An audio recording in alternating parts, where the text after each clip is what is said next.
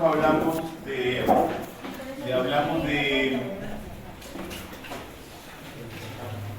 insuficiencia renal, hablábamos de que era la falla renal aguda y hablábamos de la enfermedad renal crónica. ¿Ya? Habíamos dicho que la falla renal aguda se daba especialmente en horas o en días que se presentaba de inicio súbito, ¿verdad? Habíamos dicho que nosotros para poderlo diagnosticar habían lo que eran, ¿cómo llegamos al diagnóstico que era una falla renal aguda?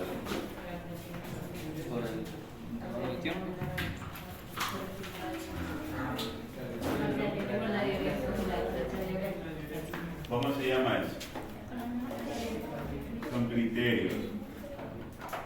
Criterios CADIGO, que son 3 criterios que el tercer, dependiendo de que se tomaba como valores la creatinina y la diuresis. ¿Ya? Nosotros habíamos dicho que la falla renal aguda podría llegar a terapia sustitutiva renal, especialmente cuando se presentaba a partir del tercer estadio, el paciente requería terapia sustitutiva renal, y que esta falla renal aguda podría ser crónica, especialmente cuando pasa más de los 3 meses. ¿Ya? ¿A qué se definía enfermedad renal crónica? Aquella enfermedad relacionada con la disminución del filtrado glomerular más las complicaciones, como podrían ser lo que es la anemia, lo que es la enfermedad, la osteodistrofia renal y las enfermedades vasculares. ¿Ya? ¿Cómo yo llego al diagnóstico de una enfermedad renal crónica? Especialmente está dada por el filtrado glomerular, que es el que me va a dar a mí la pauta inicial de cómo es el proceso de diagnóstico, y que para este filtrado glomerular, como todos tenemos conocimiento, me va a dar 5 estadios. Y que de acuerdo a los estadios yo puedo catalogar al paciente si requiere o no requiere.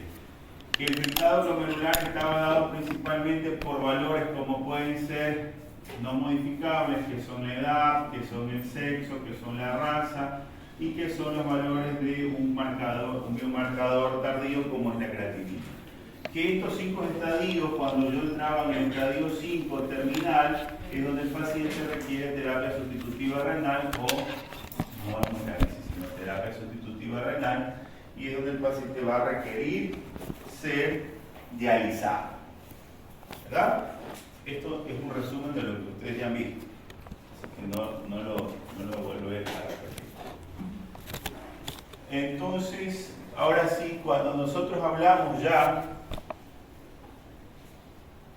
¿por qué lo voy a dar así en la clase? Porque tengo 260 diapositivas de diálisis, que la mayoría no las van a entender.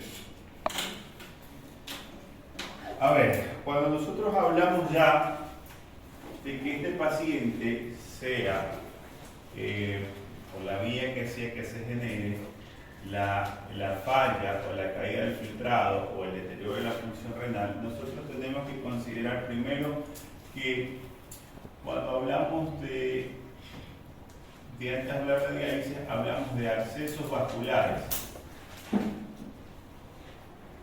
Accesos vasculares, cuando hablamos de accesos vasculares de diálisis, de hemodiálisis, cuando hablamos de accesos vasculares de hemodiálisis, nosotros tenemos que considerar 2 tipos. Primero, lo que son los temporales, y segundo, lo que son los permanentes. Para los temporales son aquellos en los cuales yo voy a utilizar en el paciente momentáneamente, especialmente como son los accesos, como son los catéteres. Catéteres temporales. Los catéteres temporales son aquellos donde yo voy a tener la vida media de aproximadamente entre 15 días, algunos libros la mencionan, funcionan hasta un mes. Ya es lo que yo puedo tener la vida media de este catéter. ¿Qué lo hace la diferencia? Que estos catéteres habitualmente son muy rígidos, que tienen unas complicaciones principales que son las infecciones, que son las trombosis, que son las obstrucciones. ¿Ya? ¿Qué pasa con estos catéteres? Como son temporales, son rígidos, nosotros tenemos que se da un flujo de sangre aproximadamente entre máximo 250 a 300 ml minuto, que es lo que pasa, la cantidad de sangre a través del catéter. Es lo máximo que puede tolerar este catéter. Como es un catéter rígido, pasa que genera oclusiones o genera estenosis en los vasos sanguíneos. Es decir, genera mayor daño vascular.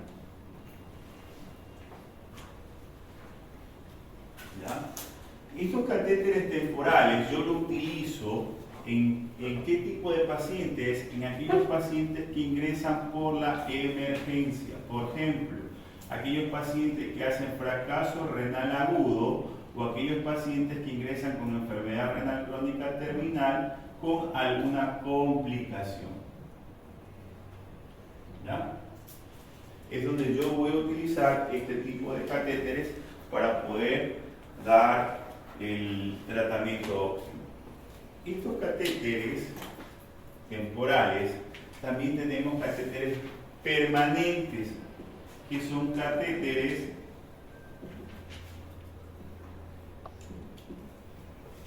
estos catéteres permanentes, a la diferencia de los catéteres temporales, tienen una vida media aproximadamente hasta 5 años, que no son rígidos, son flexibles, que presentan complicaciones, especialmente como son los procesos de trombosis, ya no tanto las infecciones. Que el flujo que puede manejar este tipo de catéteres son aproximadamente entre 350 hasta 500 ml por minuto y que tienen menor daño vascular. ¿Ya? ¿En qué tipo de pacientes yo puedo utilizar este catéter? En pacientes que ya están con enfermedad renal crónica, pero que tienen, un ejemplo, agotamientos de accesos definitivos. ¿Ya? ¿Cuál es la diferencia entre un catéter temporal y un catéter temporal y un permanente? En que el catéter temporal, digamos que este es el paciente, vamos a hacer una gráfica para que lo puedan entender. Este es el paciente, su cuello, ¿ya? En que el catéter permanente tiene el orificio de entrada, perdón, el catéter temporal tiene su orificio de entrada especialmente en grandes vasos. ¿Qué vasos nosotros utilizamos para poder colocar estos dos tipos de accesos? Yendo especialmente, utilizamos lo que son los grandes vasos, como son especialmente los venosos, como es la yugular, lo que es la vena yugular interna, ¿ya? Utilizamos lo que son la vena femoral y de forma decreciente nosotros habitualmente siempre colocamos sobre el lado diestro del paciente. Un ejemplo, si el paciente es derecho, nosotros tenemos que colocar derecho porque es el izquierdo, el lado no dominante, y es donde se va a poder hacer nosotros la fístula del paciente. Por eso colocamos el catéter del lado derecho. ¿Cuál es la diferencia entre este acceso en que yo entro, el orificio de entrada cae directamente sobre la cavidad cardíaca y no tiene algo que se llama túnel o no tiene un tejido no va de forma subcutánea. Lo contrario que hace el catéter permanente, que tiene un orificio de entrada que va a estar por dentro en el tórax y que genera un túnel hacia el orificio donde está el sitio de punción. Entonces, este catéter permanente tiene algo que se llama, que es subcutáneo. Va por debajo de la piel hasta el sitio donde se genera la punción para poder entrar hacia la cavidad. Lo contrario del temporal. El temporal sí cae directamente y por eso el riesgo de infecciones es mucho mayor, es mucho más alto. ¿Sí?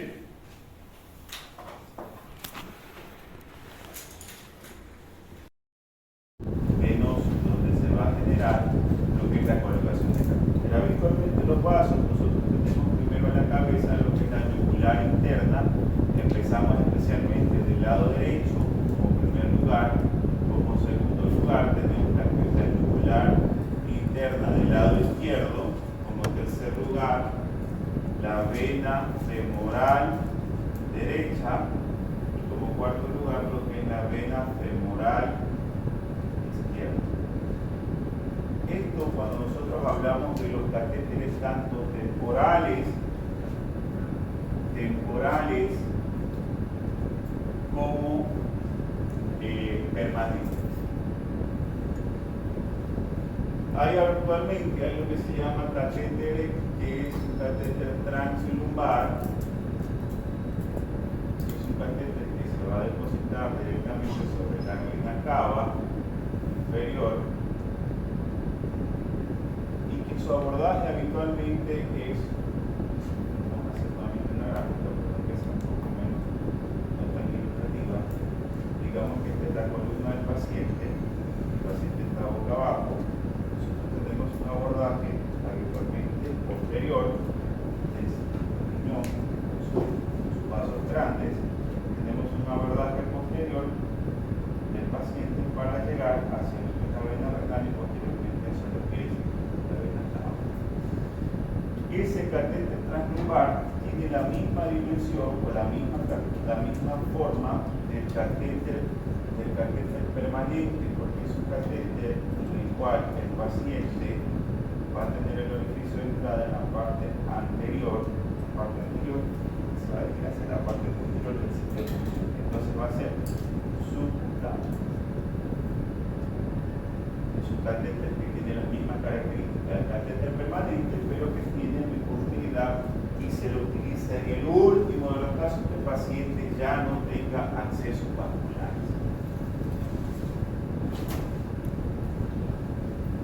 Cuando nosotros hablamos de los accesos permanentes,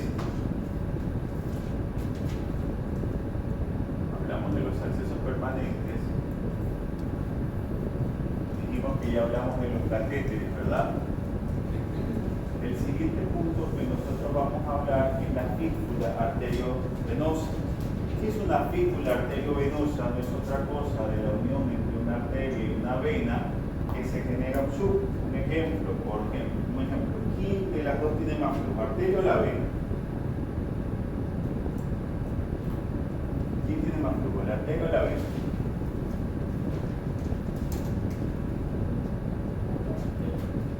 Bueno, entonces, ¿qué pasa? No es otra cosa que la unión de una arteria con una vena y se va a generar un efecto de sub.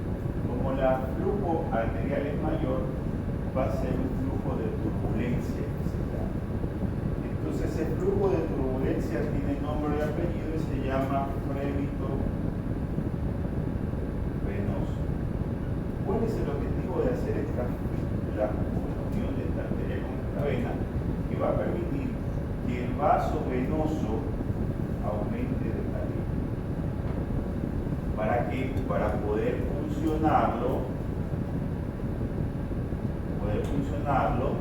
y poder extraer los flujos de cantidades de sangre abundantes para la máquina de diálisis.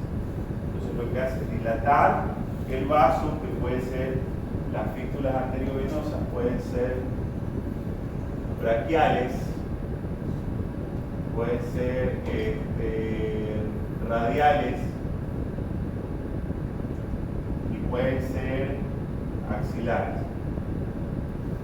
Pueden también ser las más frecuentes que hemos visto aquí, porque hay muchas variantes. Pueden ser injertas, pueden ser subinjertas, pero eso ya es trabajo. Pero entiéndase que esto, si esta es la arteria y esta es la vena, lo que está haciendo es dilatar para poder extraer la dos, y que lo que se escucha es un frémito venoso que algunos libros lo mencionan como arteria.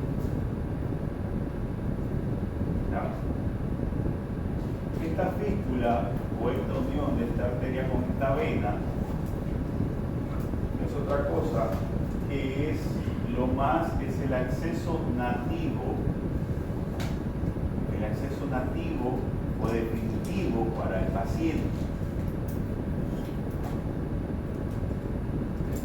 que tiene una vida media aproximadamente hasta 10 años, que es lo más fisiológico para el paciente. ¿Cuáles son las complicaciones más frecuentes, especialmente los trombos? Los trombosis, que es lo que habitualmente complican a este tipo de accesos. ¿Cuál es el flujo sanguíneo que yo puedo utilizar? Puedo ir desde 350 hasta 500 ml.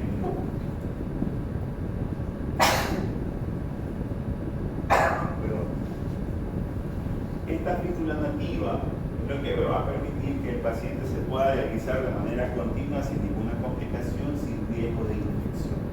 ¿Ya? Puede ser, como les digo, puede ser radial, puede ser braquial, puede ser axilar, dependiendo del acceso que tenga el paciente y que se pueda realizar. ¿Ya? Esto en cuanto a la fístula nativa. Tenemos otra forma que es la endoprótesis. La endoprótesis es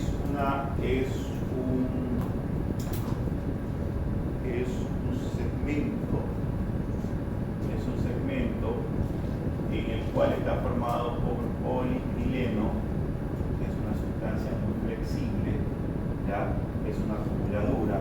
¿Cómo se realiza? Por ejemplo, que lo que tengo yo es una vena, aquí tengo una arteria, ¿verdad? Y lo que voy a hacer es que esta acumuladora, que parecida a una vena pero flexible, va a unir la arteria con la vena para que pueda realizarse el famoso frémito o trigo. Entonces, ¿dónde yo voy a funcionar? Yo voy a funcionar lo que es la endoprótesis. ¿Para qué? Para poder nuevamente sacar lo que es la sangre o el flujo de este tipo de paciente. ¿Cuáles son las características de esta? La característica de este tipo de endoprótesis, primero, que la vida media es aproximadamente también entre 10 años, que son flexibles. ¿Cuál es el riesgo de complicaciones? Habitualmente son las trombosis, primero a la cabeza y luego lo que son las infecciones, ¿ya? Que manejan un V o un flujo de sangre aproximadamente entre 350 hasta 500 también minutos, ¿ya? Y que esta endoprótesis yo la puedo utilizar en pacientes que tengan especialmente problemas vasculares, es decir, que los vasos sanguíneos son muy finos, ¿ya? Eso cuando nosotros hablamos de accesos vasculares en pacientes en hemodiálisis.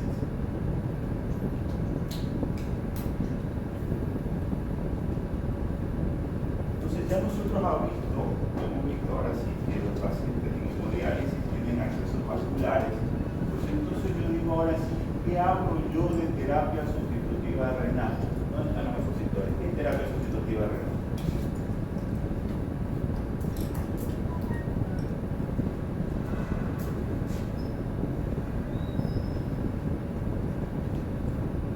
Prácticamente va a ser un mecanismo que va a reemplazar la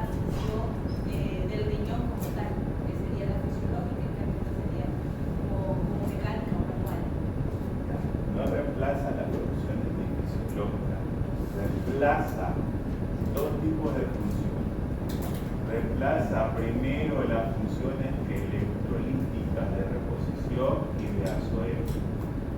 Es decir, que va a sacar urea y creatinina y va a reponer electrolitos, como son sodio, como son calcio.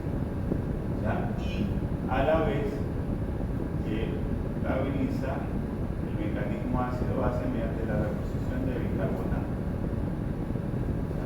A eso se llama terapia sustitutiva renal, es un reemplazo no de todas las funciones del riñón, porque las funciones endócrinas no las realiza, solo las funciones electrolíticas, azoémicas y ácido-base, y que va a llevar a otra cosa, a que la terapia sustitutiva renal tiene tres importantes fuentes.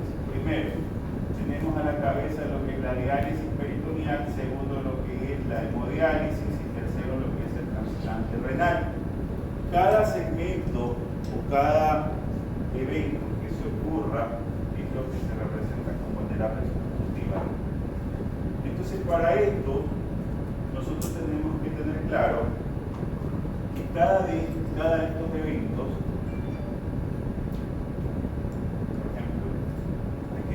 yo le llamo hemodiálisis, una terapia sustitutiva de reemplazo renal que está mediada especialmente por una máquina o por un sistema de tubuladuras que está dada adicionalmente por un filtro que algunos le llaman dializador. ¿Ya? Que habitualmente esta máquina, estas tubuladuras, este filtro dializador son los que se encargan de ejercer las diferentes modalidades de hemodiálisis. O sea, es una terapia de reemplazo renal extracorpórea, es la palabra importante, extracorpórea, porque está fuera del cuerpo, mediada por un sistema de tubuladuras, de filtro y un dispositivo máquina que se encarga de realizar que esta terapia, de acuerdo, puede ser clasificada en varias modalidades cada una. ¿Ya? Para esto nosotros primero tenemos que tener claro cada segmento que vamos a ver. Entonces nosotros vamos a ver cada segmento, el primer segmento de la modalidad de hemodiálisis.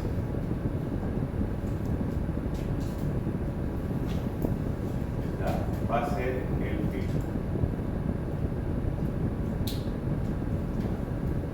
El filtro no es otra cosa que es un cilindro que tiene cuatro orificios, tiene cuatro entradas, uno superior, uno inferior y dos laterales.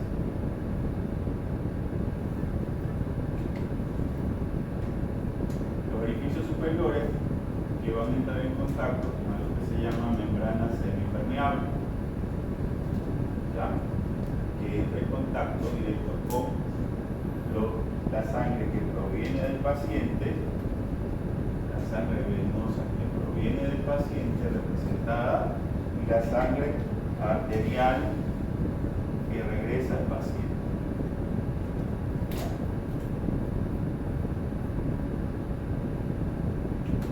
Y las otras dos tubuladuras que están al costado del filtro representan especialmente a los líquidos de diálisis.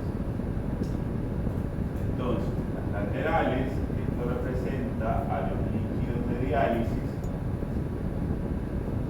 y esto representa a los contactos con la sangre. ¿Qué hace la diferencia de este filtro? Que nosotros en hemodiálisis tenemos eventos físicos que ocurren durante la diálisis, que son tres tipos. ¿Cuáles son? Los repositorios.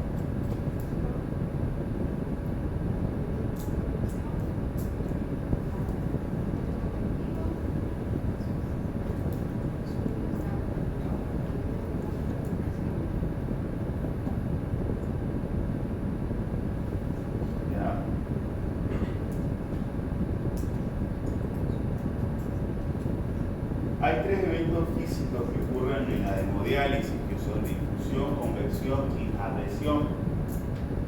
La difusión, como ustedes ya lo saben, ¿qué es difusión? Es el paso de una molécula de una de mayor concentración a una de menor concentración sin ninguna fuerza ejercida, ¿verdad? ¿Qué es convección? Convección es el paso de un soluto y de un solvente a través de una membrana semipermeable, pero ejerciendo una presión. Entonces, para los que no pueden entender esto, lo vamos a hacer con gráficos para que lo entiendan. Digamos que aquí nosotros tenemos 200 miligramos de urea. Esto es la sangre y esto es el espacio de hemodiálisis, el líquido de diálisis. ¿Ya? Y esto que está representado en rojo es la membrana semipermeable. ¿Ya? Entonces, si yo tengo aquí 200 de urea y acá tengo 0 de urea, la urea se va a mover hacia el espacio de menor concentración, ¿verdad? Entonces yo a eso le llamo difusión facilitada o difusión simple, como ustedes quieran llamar. Pero ¿qué pasa si yo a esta membrana semipermeable le ejerzo una presión sobre el líquido? Entonces, ¿qué voy a permitir? Que esta presión sobre la membrana semipermeable sea mayor a la presión hidráulica y permite el paso especialmente de mayores cantidades de agua. Y a eso se denomina ultrafiltración. Entonces, la convección representa la ultrafiltración de la hemodiálisis. ¿Ya? ¿Cómo se da el paso de las moléculas por convección? Por arrastre, porque si ejerzo presión, arrastro la molécula por la presión hidráulica que estoy generando, por la presión hidrostática que estoy generando, sobre la membrana y voy arrastrando todas las moléculas. ¿Y aquí se denomina adhesión?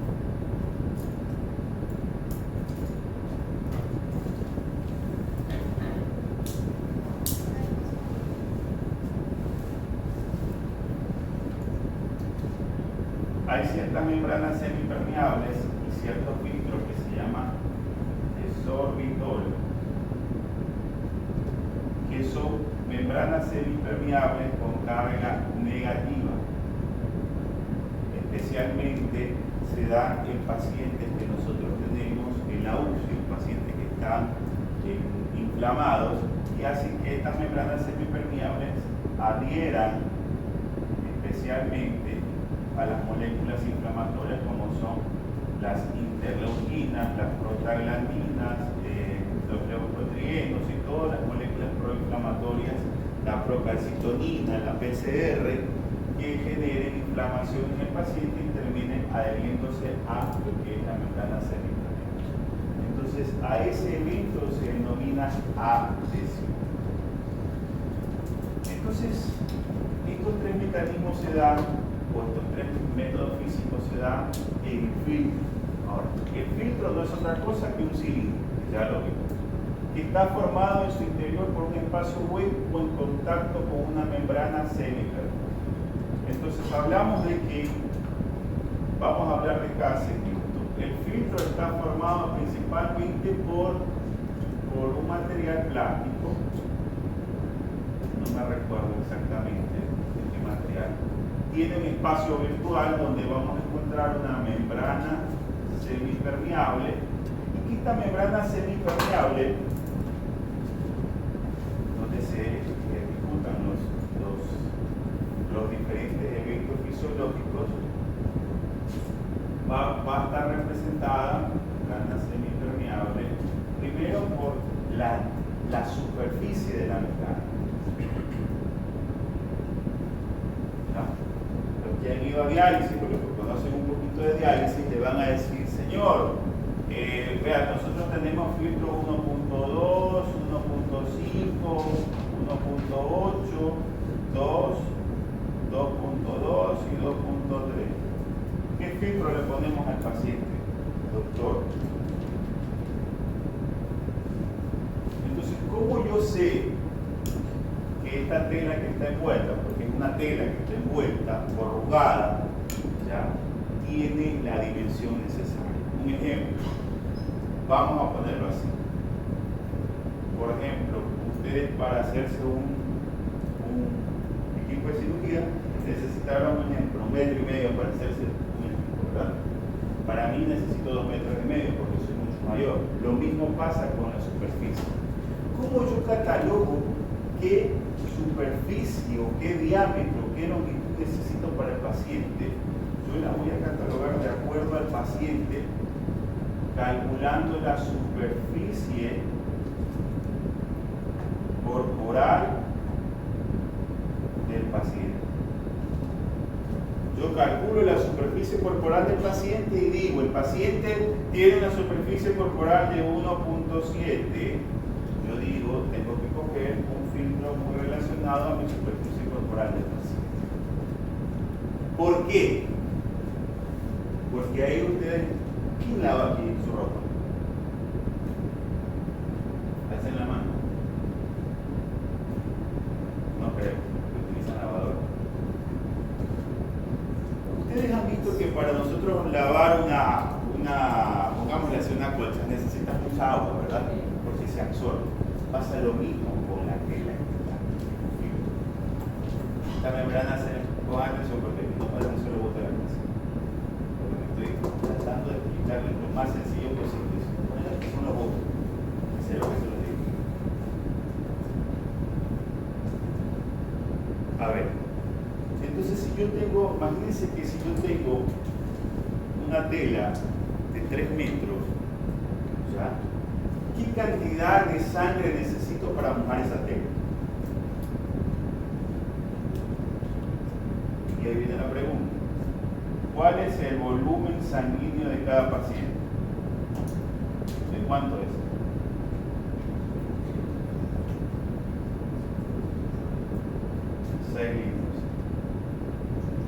Entonces, si yo digo, yo tengo una tela, por ejemplo, el paciente mide una superficie corporal de 1,7, pero yo no sé de esto, y la licenciada me dice, doctor, solo tenemos 2,3. La tela es mucho mayor para poder utilizar. Entonces, si yo a este paciente tengo 6 litros, y yo con 6 litros, yo con 3 litros mojo la tela, la superficie corporal de 1,7, en la tela 1,8, perdón, 1,8, que es lo que habitualmente utiliza el paciente cerca con 3 litros de sangre dentro de su cuerpo. Funcionalmente puedo tolerarlo. Pero ¿qué pasa si yo a este paciente tengo una superficie corporal de 2,3, es mucho mayor, una superficie de filtro, más larga la tela, voy a necesitar más sangre, entonces el paciente va a necesitar 4,5 litros. El paciente ya no se queda con 3 litros, sino prácticamente con 1,5. ¿Qué va a pasar con el paciente?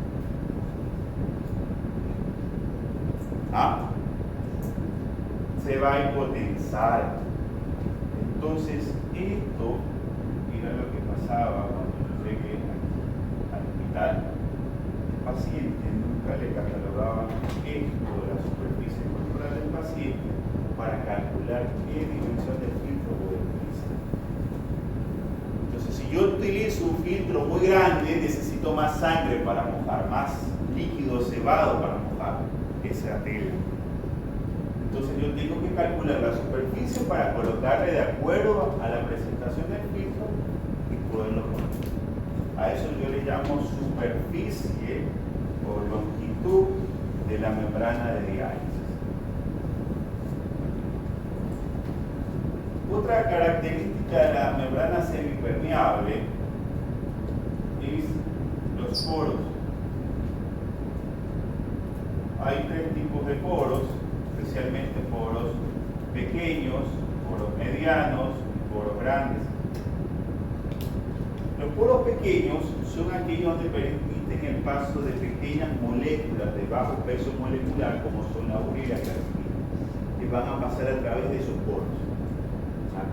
Los poros medianos son aquellos poros donde se permite el paso, especialmente de los procesos de, por ejemplo, de calcio, de fósforo, de vitamina B12, ¿ya?, de microalbúminas, ¿verdad? Y los poros grandes son donde permiten el paso de macromoléculas mayores, especialmente interleuquinas, procalcitoninas, ¿ya?, que van a generar mayor arrastre de esto. Entonces, a esta cantidad de poros, yo puedo decirle al paciente, actualmente lo que nosotros utilizamos son membranas semipermeables de poros grandes, ¿ya? Y que a esto va a depender la capacidad hidráulica que tiene esa membrana.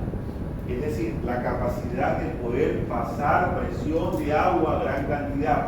Y por ende, nosotros cuando ustedes vayan a una sala de diálisis, le van a decir el filtro es de alto flujo, porque aquí tienen alto flujo, hay de alto flujo y de bajo flujo. Si el poro es grande, pues la capacidad hidráulica va a ser de alto flujo. Si el poro es chico, la capacidad hidráulica va a ser de bajo flujo. O sea, mientras el poro más chico, menos agua pasa. Mientras el poro más grande, más pasa agua. ¿Ya? Entonces, actualmente nosotros utilizamos este tipo de membranas que son de grandes poros y de alta presión hidráulica, o de alto flujo. ¿Cuáles son las características también de esta membrana? Antes utilizaban lo que eran las membranas que eran producidas por celulosa. Estas membranas eran características porque eran producidas a partir del algodón. Entonces se generaban estas membranas y iban a llevar a que el paciente se podía filtrar todas estas moléculas, pero ¿cuál era el problema? Que realizaban reacciones anafilácticas. El paciente terminaba complicándose. Luego de esto vinieron otras derivaciones, membranas de celulosa semipermeables, permeables, bueno, y en la actualidad tenemos lo que nosotros son las sintéticas. Actualmente todas las membranas semipermeables son sintéticas de poliacrílico, de poliamina, de polietileno, que son membranas que se utilizan habitualmente en nuestros medios y que son de alto flujo y de poros grandes. ¿Ya?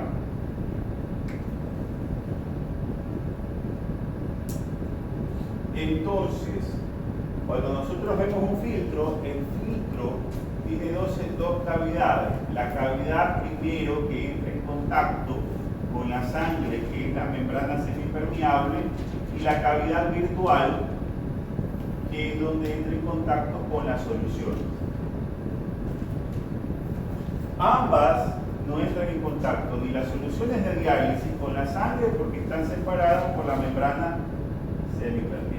Acá está la sangre, acá está el líquido de diálisis. ¿Sí me explico, verdad? Entonces, lo siguiente que nosotros vamos a ver son las famosas tubuladuras. Las tubuladuras están representadas de dos colores, unas azules, otras rojas. Las azules que provienen del paciente que llega a el filtro, y las rojas que son representadas por las arteriales que van de regreso al paciente. Es decir, ya la sangre depurada, la sangre filtrada, ya va sin ningún tipo de toxinas. Estas tubuladuras habitualmente pueden ser modificadas de acuerdo a la necesidad o el tipo de hemodiálisis que se vaya a hacer. Luego de esto tenemos lo que es la maquinaria o el software que nosotros le llamamos, que es la máquina, como ustedes lo ven aquí, que es la máquina que se encarga. ¿Cuál es el objetivo de esta máquina? El primer objetivo es mantener la temperatura de los líquidos de hemodiálisis.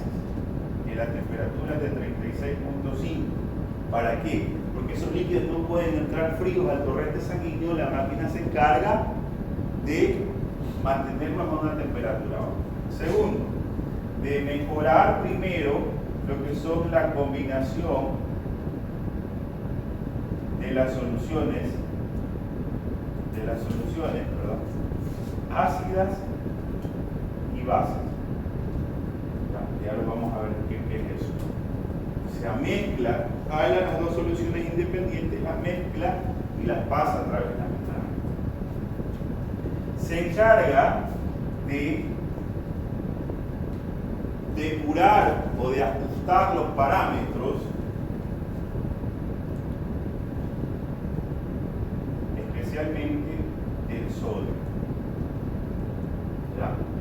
Y cuarto, se encarga de eliminar especialmente las toxinas urémicas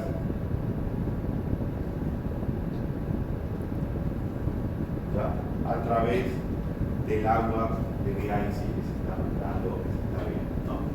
Porque esto es lo que hace la máquina en sí o el software en sí para ajustar todo este proceso que se va a llevar a cabo. Entonces, ¿cómo nosotros vemos, ahora sí, cómo nosotros vemos en una gráfica qué es lo que ocurre? Entonces, nosotros cuando sacamos la sangre del paciente, retrocede el anterior, ese. A ver,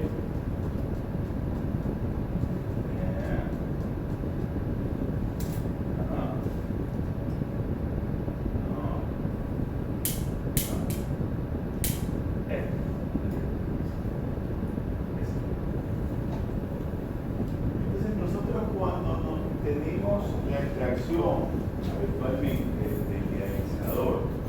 Nosotros cuando traemos digamos así, vamos a ponerlo de la siguiente manera. Para que ustedes lo puedan entender. No lo vamos a borrar, vamos a ponerlo ahí. Entonces, aquí tenemos a nuestro paciente, ¿verdad? Aquí tienen su fístula. Y esta es la línea venosa.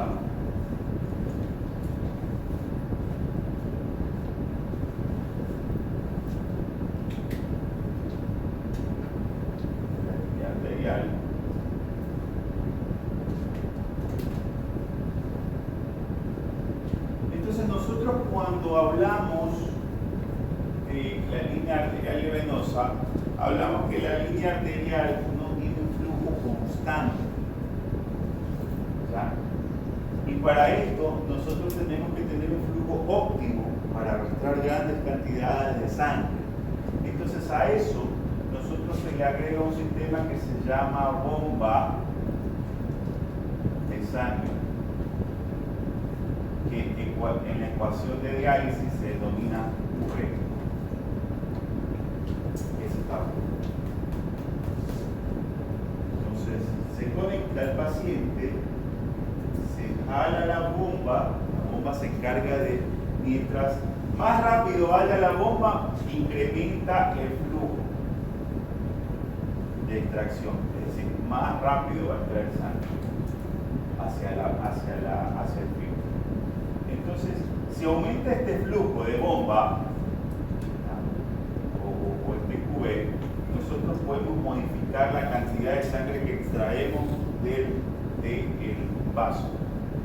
Entonces, un ejemplo, yo puedo ir, una representación de un QE puede ir desde 200 hasta 500 ml minutos. ¿Se recuerdan que nosotros cuando hablamos del flujo de sangre, que es el catéter temporal, el catéter permanente, la fístula, y la endoprótesis podían tolerar, está dado por el flujo de bomba, que es la extracción de la sangre hacia el dializador. Y este flujo de bomba es el que me va a permitir hacer la segunda método físico, que es la convección o ultrafiltración. Es la presión que genera la bomba sobre la membrana semipermeable. Me hago dar ¿verdad? Entre esto hay algo que se llama bomba de heparina. está aquí.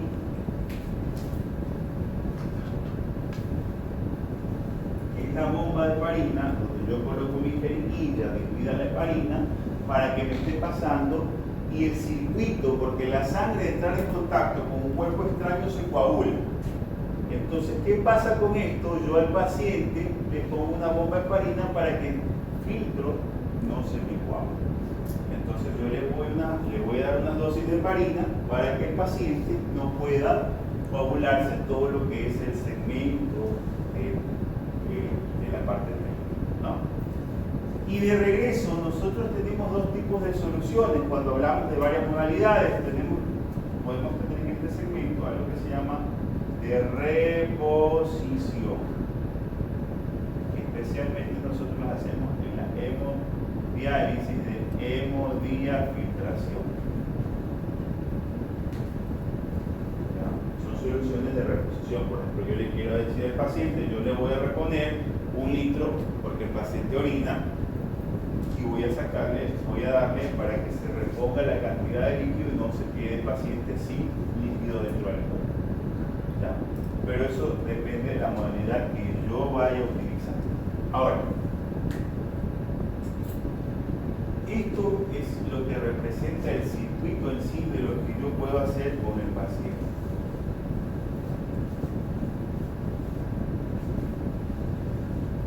Entonces, a ver, ¿qué me falta? La solución. ¿Cómo es la solución en donde ustedes tienen? Las soluciones de diálisis son dos tipos, ácidas y bases. Ácidas, que son encargadas de reponer los electrolitos, como cuál es el calcio, como cuál es el sodio, como cuál es el cloro, como cuáles también pueden haber unas de potasio, más o menos, porque muchas veces que son soluciones sin potasio, ¿ya? Magnesio, acetato, glucosa, bicarbonato, ¿ya? Estas soluciones ácidas son las que me van a permitir reponer los electrolitos del paciente y no permitir que se arrastre demasiado sodio, se arrastre demasiado calcio. Puedo ponerle soluciones que tengan ricas en calcio para reponer calcio y no darle problemas. Mientras que las soluciones base, que me van a reponer especialmente el bicarbonato. Estas soluciones vienen por independiente. Nunca se juntan, son totalmente independientes. Y esto es lo que hace la máquina, unirlas, mezclarlas al momento de pasarlas al filtro. Las concentraciones pueden ser muy variadas. La que han puesto hoy los chicos es una concentración estándar, que me parece bien que las mencionen, pero puede ser muy variada, dependiendo si yo quiero una concentración rica en calcio, baja en calcio, no en calcio, o que tenga una concentración alta en potasio, baja en potasio o mediana en potasio. Eso va a diferir mucho de acuerdo al tipo de hemodiálisis. Entonces, cuando nosotros hablamos ya ahora sí de hemodiálisis, ya sabiendo cuáles son los mecanismos físicos, qué es lo que pasa, qué es lo que ocurre, ahora sí nosotros hablamos de las modalidades. Y hay varios tipos de hemodiálisis. Las convencionales son aquellas hemodiálisis que son de 4 horas, ¿ya? Son aquellas hemodiálisis donde se utilizan altos flujos, es decir, el flujo se recuerda en el QV. ¿Cuál era el QV?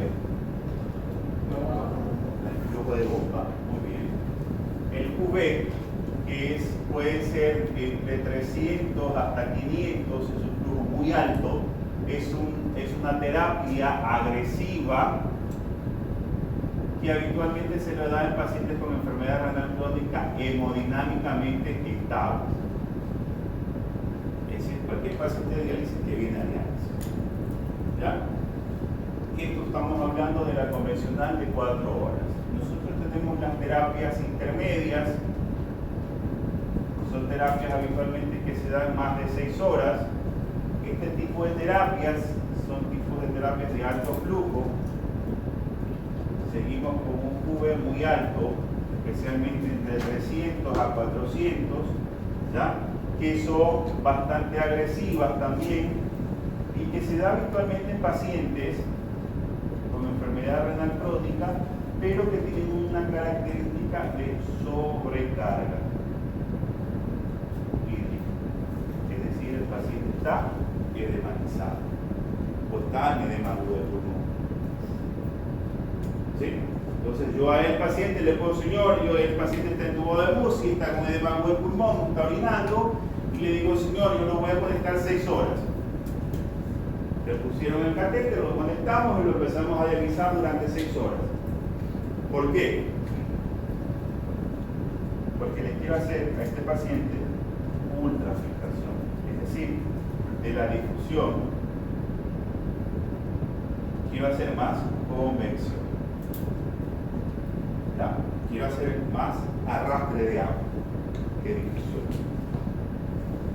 Y luego tenemos lo que son las terapias lentas, que son terapias que van desde las 12 horas hasta las 72 horas, que es la que habitualmente se está haciendo nosotros, que es una terapia muy lenta, por ende los flujos, los QV son muy bajos, que van entre 150 máximo hasta 250, y que son terapias especialmente generadas para pacientes que están hemodinámicamente inestables.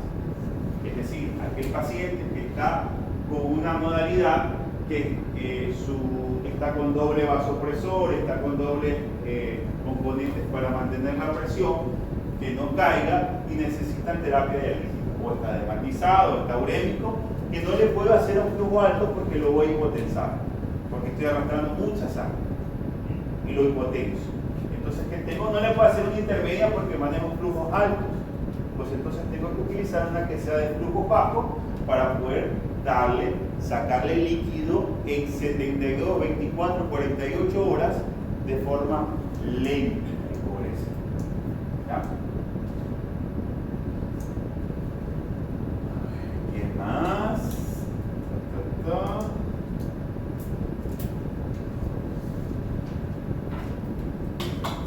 Entonces, ¿de líquidos fijadores que utilizan ahí? líquidos fijadores. Escuché que antes se usaba aluminio y también los pacientes con renal crónica se les acumulaba aluminio y hacían osteomalacia. Algo así leí. No, eso no. Investigan que se utilizaba mucho en la celulosa, ahora ya no. Antes. A ver, entonces ya nosotros dicho esto, por ejemplo, vamos a hacer un ejemplo para un examen. Un paciente que ingresa por la emergencia,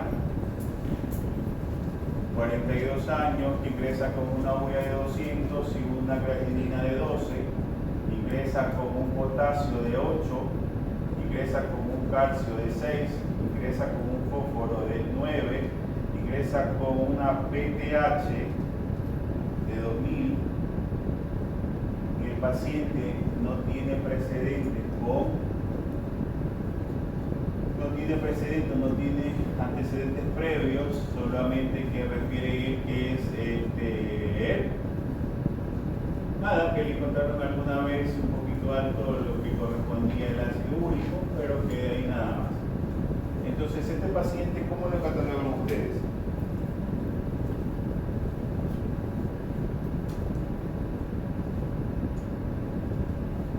Y de la emergencia porque está mareado. La TA está entre 120 y 80. La frecuencia cardíaca está en 72. La temperatura está en 36.5. ¿Qué es para ustedes ese paciente?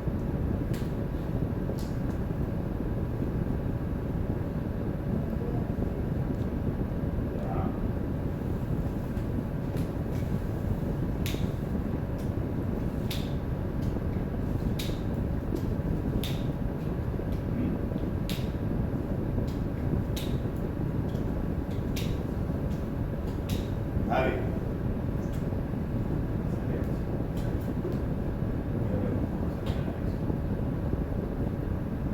Este paciente, primero tengo que ver la línea de tiempo. La verdad que era donde más. La línea de tiempo. Tiene que ir a la emergencia, no existe línea de tiempo.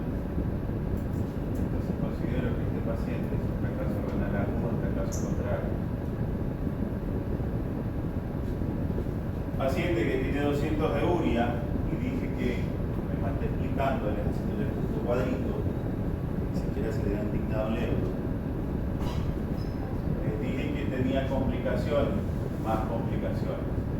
Tiene una hipercalemia de 8, tiene un calcio bajo, tiene un fósforo alto, tiene una PTH alta y tiene una creatinina de 12. Por todos estos parámetros que yo estoy teniendo, si ya tiene una PTH baja, un calcio bajo, un fósforo alto, todo esto me está indicando que este paciente es crónico.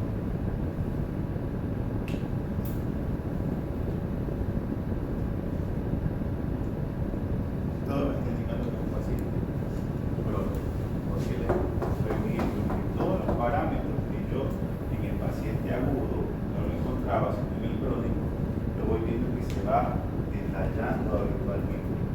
Calcio bajo, fósforo alto, PTH alta, creatinina alta, potasio alto. Entonces yo digo a este paciente, ¿cuál es el tratamiento? Hemodiálisis, urgencia.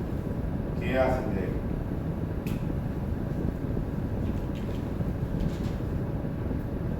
Es una pregunta de examen. ¿Qué hacen con ese paciente?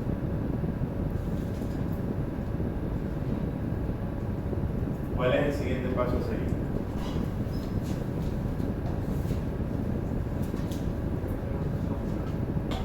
Exacto. ¿Qué acceso le vas a poner? Temporal. ¿A qué nivel? ¿Qué nivel? ¿Yugular, femoral? ¿Qué va a durar? Yugular. Siempre tiene que ser yugular. Ya, le pusiste el acceso vascular. ¿Qué pasa?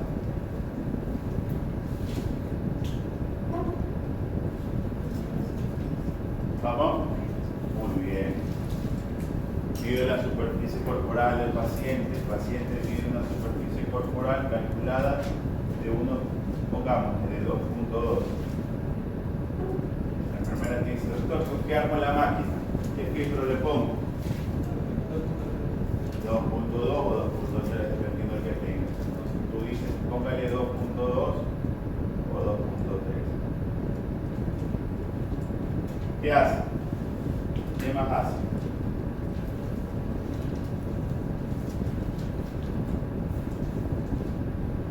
Dice la enfermera, y doctor, ya está armada la máquina. Llega el camillero con el paciente. Ahora sí, ¿cuál es la adecuación, doctor? ¿Ah?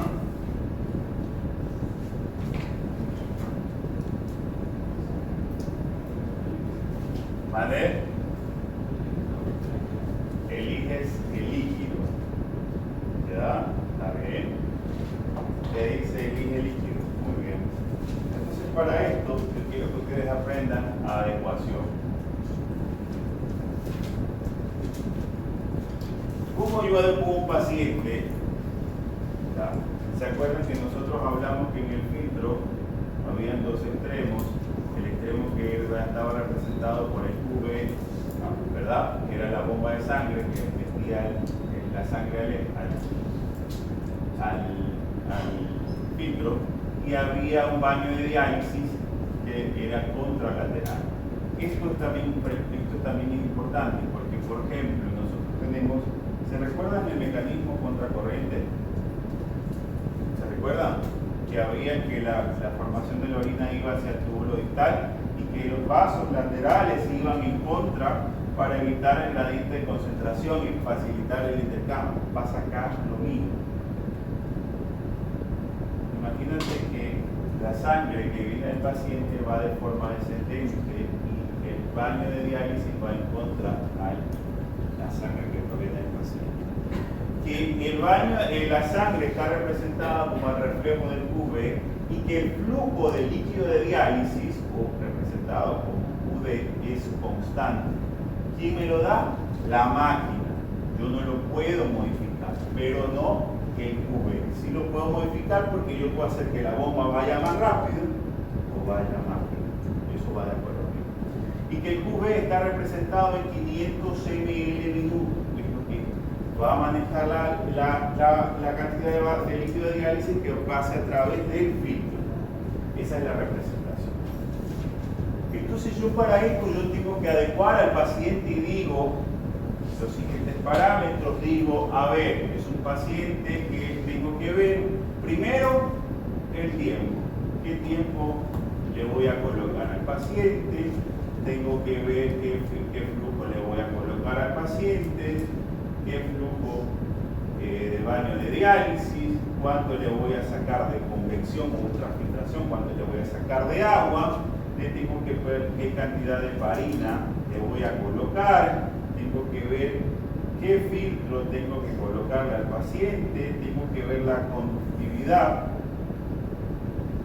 está representada la cantidad de sodio que yo tengo que regular en el paciente, qué temperatura yo le voy a dar al paciente. Estos son los parámetros que yo tengo que aprender a adecuar. Entonces yo hablo que la adecuación va de acuerdo al paciente. Un ejemplo, yo tengo al paciente agudo,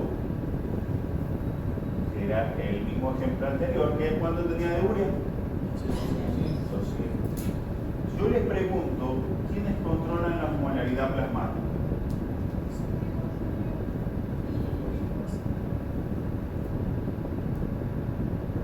¿Verdad? Sodio, urea y glucosa. Estos tres componentes juegan un rol importante en la hemodiálisis. ¿Por qué? Porque se filtran a través de la membrana cerebral. Entonces, la osmolaridad va a modificarse. Ojo con eso. Si yo tengo 200 de urea de este paciente, ¿cómo va a ser mi osmolaridad? ¿Ah? Aumentada. Entonces puede tener una osmolaridad plasmática aumentada. Entonces, si yo digo a este paciente en mi primera diálisis, que viene con 200, le hago 4 horas, el paciente lo dejo con una urea de 40, ¿qué va a pasar con esa osmolaridad? ¿Qué pasa con la sed? ¿Cuál es el mecanismo fisiológico de eso? El líquido va a salir de las células. Si baja la osmolaridad, el líquido sale de las células hacia el lugar donde hay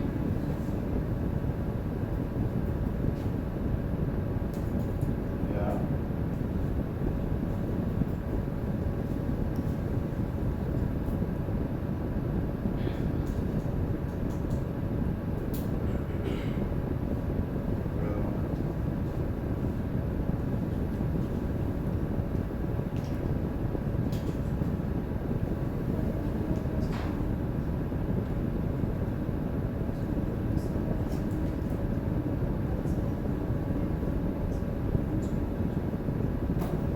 A ver, entonces, ¿qué pasa?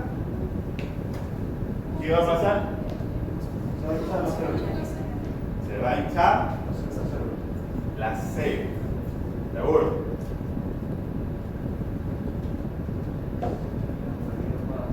Vasculares de este espacio. Espacio vascular, intersticial, celular y tercer espacio, el cual. ¿Dónde actúa la osmolaridad plasmática? No.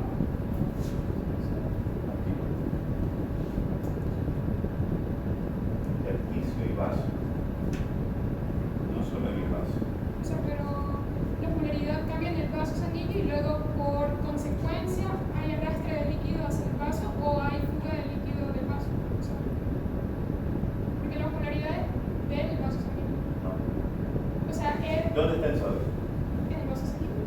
O sea, pero es que cuando se calcula osmolaridad plasmática es en base a los niveles de sodio, glucosa y de urea que hay en el vaso sanguíneo. ¿Dónde está el sodio? El sodio, o sea, si usted dice dónde hay más sodio, hay dentro de las células, no, fuera de las células extracelulares.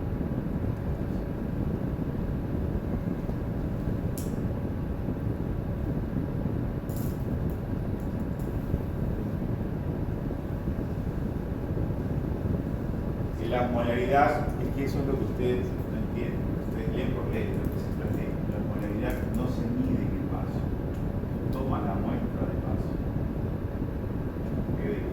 Yo tomé la muestra de la urea de 200 aquí. Y si yo hago un sondaje, aquí tengo 400. Entonces,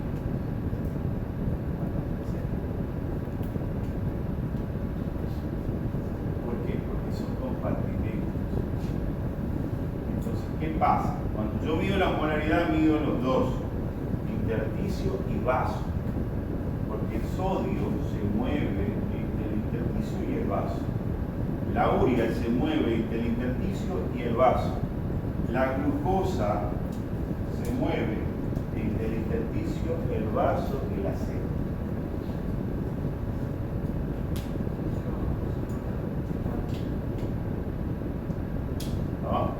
No te fijes en el potasio, solo te estoy explicando para que puedan entender ustedes de una manera matemática.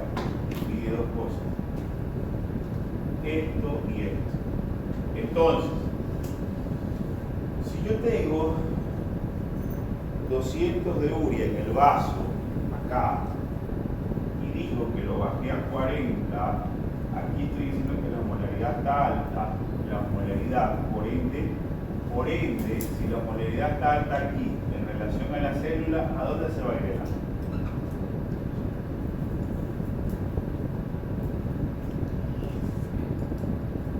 Hacia el vaso. Que la molaridad está hacia el vaso y se queda en el intersticio. Por eso que el paciente se edematiza. ¿Y dónde queda el espacio celular? Queda deshidratado. Por eso que ustedes ven al paciente y dicen, tengo sed. Porque no es porque está ahí. Y dice, pero si está echado, tiene sed. Porque el espacio celular necesita agua. Y está arrastrado por la molaridad. Pero eso cuando todavía no se realiza. Eso te estoy explicando. Si yo hago y bajo la molaridad de forma abrupta, ¿hacia dónde se va a ir el cambio?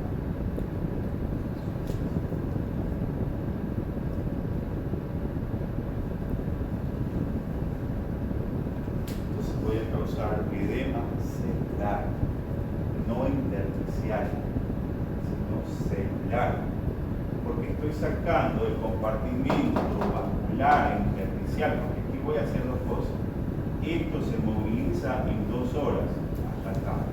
Si aquí había 400, aquí cae, pongámosle a 50, acá 40, la molaridad baja en ambos espacios, se mantiene la única molaridad activa de ese espacio celular. Entonces la célula va y se desvanece. Es verdad, queda como héroe, porque lo dializaste en 4 horas, pero el paciente en 48 horas comienza a hacer estragos. El paciente te hace desorientación. ¿Qué célula es la más importante? Es la que se desvanece.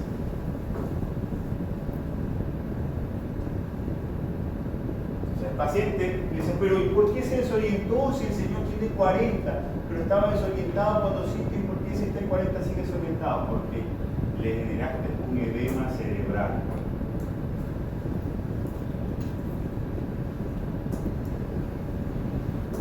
Que mielinosis por química que se compra en algunos autores con el sodio. ¿Por qué? Es lo mismo que pasa con la mielinosis por química, es lo mismo que pasa acá por la alteración de la molaridad plasmática.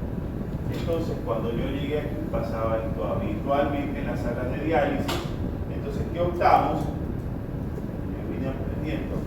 Y el paciente que ingresaba por primera vez tenía que tener un proceso de adaptación. ¿Cómo yo lo hacía? Un proceso de adaptación escalonado. Por ejemplo, habitualmente si la diálisis convencional era 4 horas, yo le voy a hacer la mitad. 2 horas, 2 horas, 2 horas. Y lo que yo le voy a sacar en un día, se lo hago en 3 días. Porque los compartimentos se estabilizan en 24 horas. Entonces, ¿qué evitaba con eso? La famosa desorientación. El paciente no le sentía lo tienen en blanco. Por esto.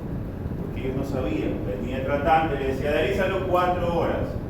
Ponle un filtro 1.7, que era el que habitualmente utilizaban para todos.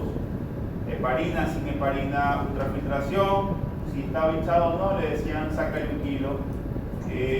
Flujo 300. Y bueno, el resto para. Entonces el paciente, a las 48 horas, después de haberlo dializado, hacía desorientación por el edema cerebral que le causaba. Doctor, si está con 40 de urea, ya no lo dializa, está desorientado, se quiere quitar la zona, se quiere quitar todo por el problema de la movilidad traumática.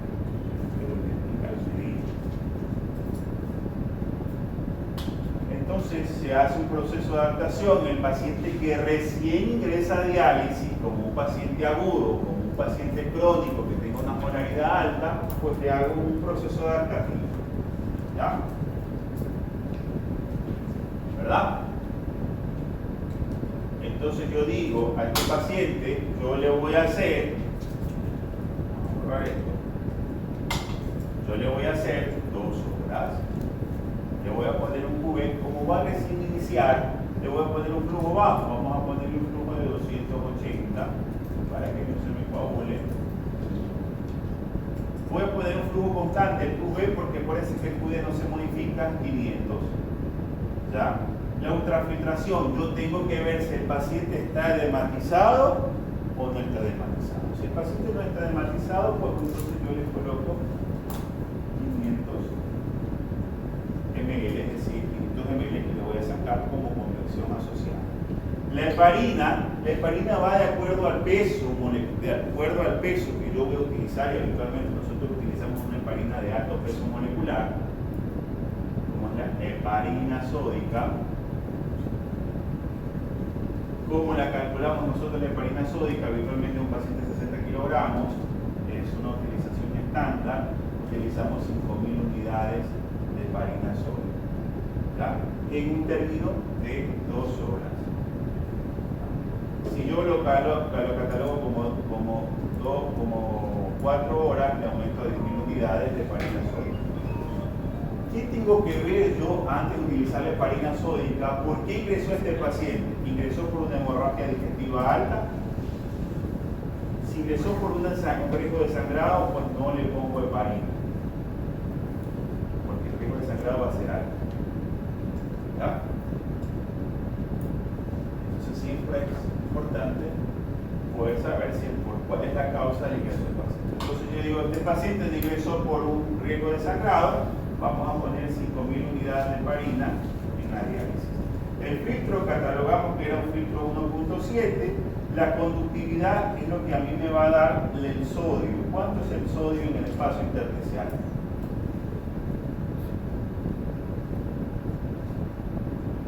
Pregunta tan sencilla, por supuesto. 142 mil equivalentes. Entonces yo digo al paciente, yo le voy a generar 142 mil equivalentes para que me saque y se me quede. ¿Ya? Lo contrario, si yo digo que este paciente viene con un sodio de 155 y hiponatremias, ¿hasta cuánto yo puedo bajar? ¿Cuántos mil equivalentes puedo bajar en 24 horas? ¿Cuánto? Bajar. Ajá. Porque esta es una hipernatremia.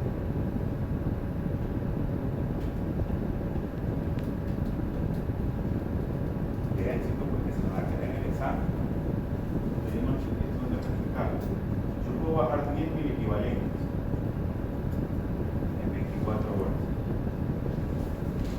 Entonces, si tengo un paciente con un sodio de 155 y lo voy a meter a máquina y digo, el sodio déjelo nomás en 142, ¿cuántos mil equivalentes estoy bajando? 3. ¿Cuánto? 13. ¿Cuál es el riesgo?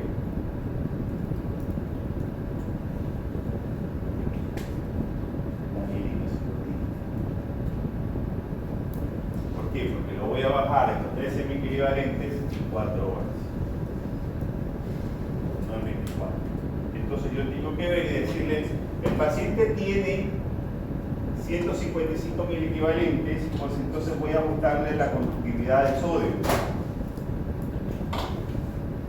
Entonces yo le catalogo en 152 y solo le voy a bajar 3 miliequivalentes en 4 horas.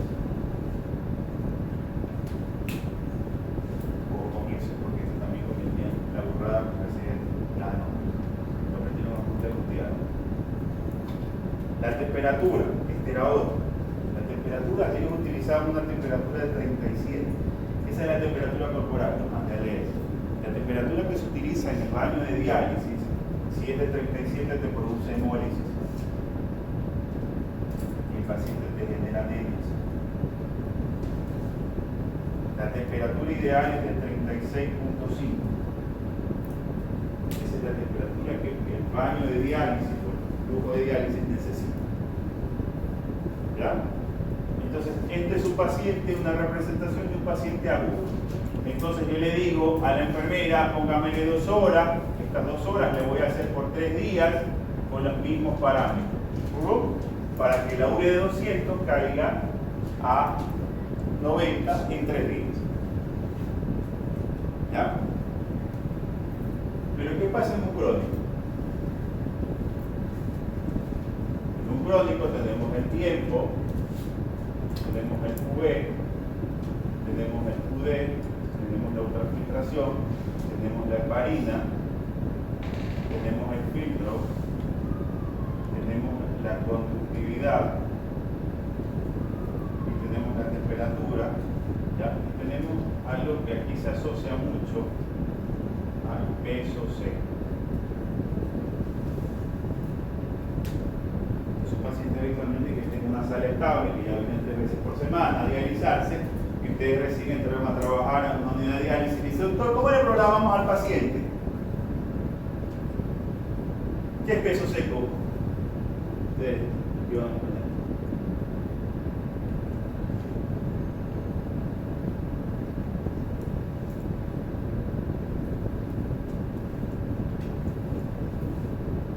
Peso seco es el peso ideal o idóneo del paciente llevado a un estado de normotección.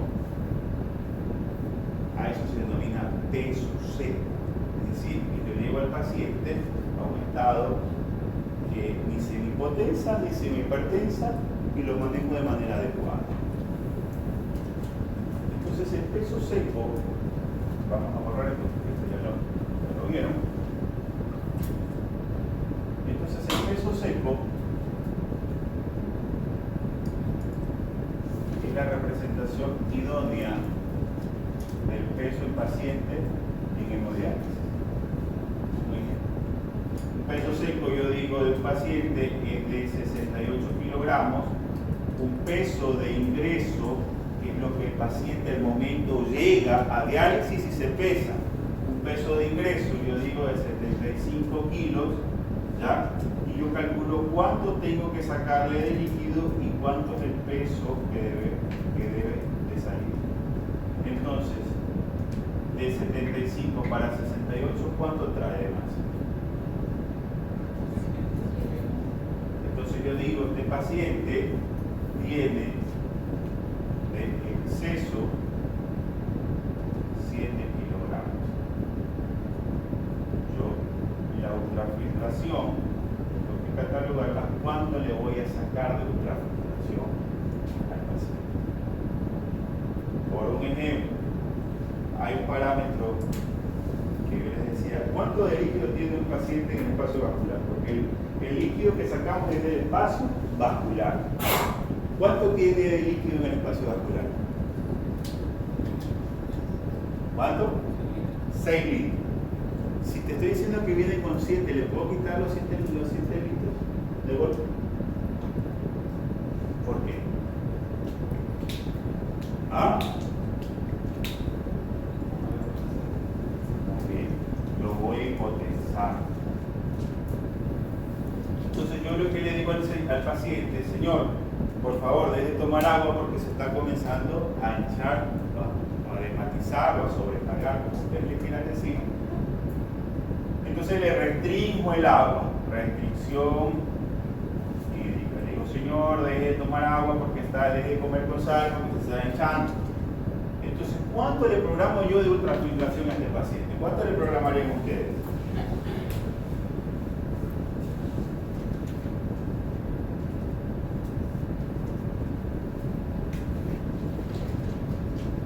Hay una máquina, lo que se llama Times Full, que es el tiempo de ultrafiltración, que te dice por 1 litro puedes sacar por hora.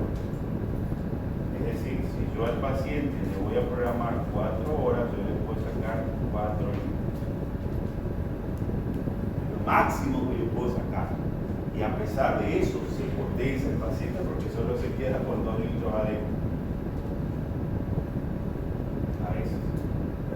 A veces tienen tan hinchado que toleran los 4 kilos que sí, hasta se sale riendo. Entonces yo digo al paciente le voy a programar 3.5 kilogramos, que equivale igual a 3.5 litros. ¿Ya? Entonces ahora sí, yo digo, el tiempo en un paciente crónico ya en una sala habitual es 4 horas, ya no necesita un proceso de adaptación. El flujo, ¿qué tiene el paciente? ¿Qué acceso tiene el paciente? Tiene una fábrica. ¿Cuánto le tengo que poner el flujo? ¿Ah? Pero habla.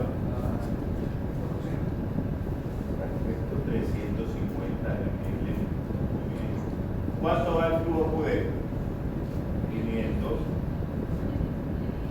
¿Cuánto va la ultrafiltración que le sacaste acá?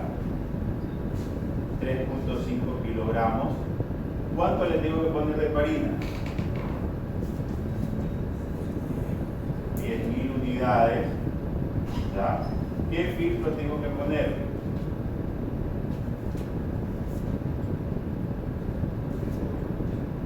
Si es el mismo paciente, 1.7. Si no, la superficie corporal. ¿Qué conductividad le pongo al paciente? Como es un paciente habitual, yo ya sé que el sodio lo maneja, por ejemplo, en 145, pues entonces le pongo 142. ¿Ya? ¿Qué temperatura? 36.5. Entonces, es la diferenciación entre los dos parámetros, entre un crónico y un agudo. ¿Entendido? Preguntas. Preguntas, chicos.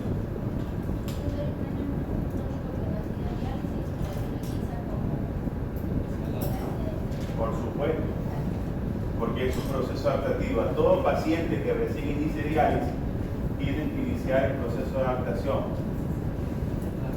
Porque hasta que el paciente logre adaptarse la osmolaridad y regularse la osmolaridad y poder evitar cualquier riesgo de complicación. ¿Listo? Bueno, vamos a quedar ahí.